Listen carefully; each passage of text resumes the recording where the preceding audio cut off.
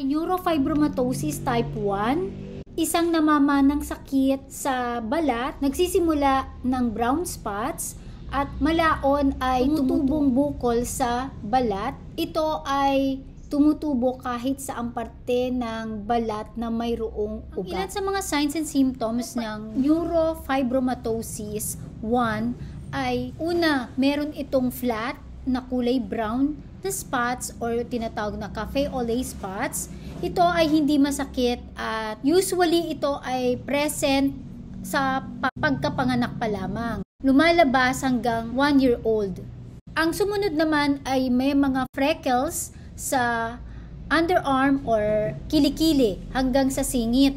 Pangatlo, mayroon ding leash nodules kung tawagin. Ito ay mga bumps o mga maliliit na parang kuntil sa may mata.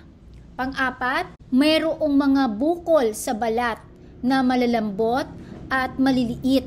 Maaring ito ay tumubo makapa sa balat o maari rin namang nasa may ilalim ng balat. Kung bone deformities, nagkakaroon ng problema sa pagdevelop ng mga buto tulad ng scoliosis.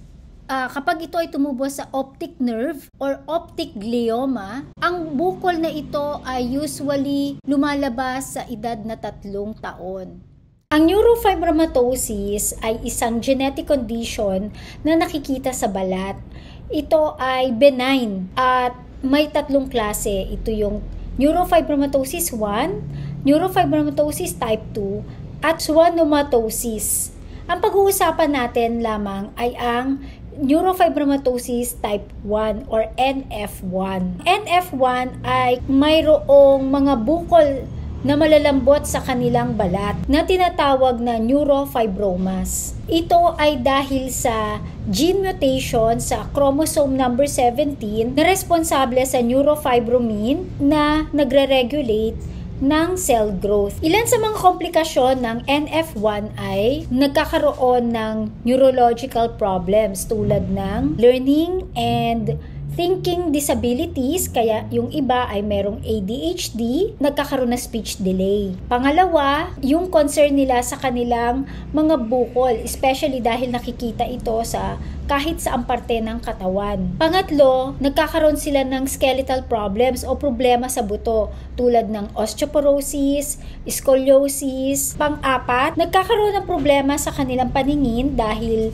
kapag naapektuhan ang optic nerve, doon tumubo yung bukol, at kapag sa mata ang naapektuhan ay maaring karoon ng problema sa paningin. Panglima, kapag may hormonal changes tulad ng puberty or pregnancy, mas lalong dumadami ang mga neurofibromas. Pang-anim, nagkakaroon ng komplikasyon sa puso, kaya mas mataas ang kanilang risk factor na magkaroon ng high blood pressure or hypertension dahil sa mga abnormalities sa kanilang blood vessels o mga ugat. Pangpito, mayroon silang 3 to 5% na tsansang magkaroon ng cancer, especially sa breast, leukemia, colorectal cancer, brain tumor, and other soft tissue cancer. Pangwalo, pwede silang magkaroon ng benign adrenal gland tumor or tinatawag na pheochromocytoma na nagsisikret o naglalabas ng hormones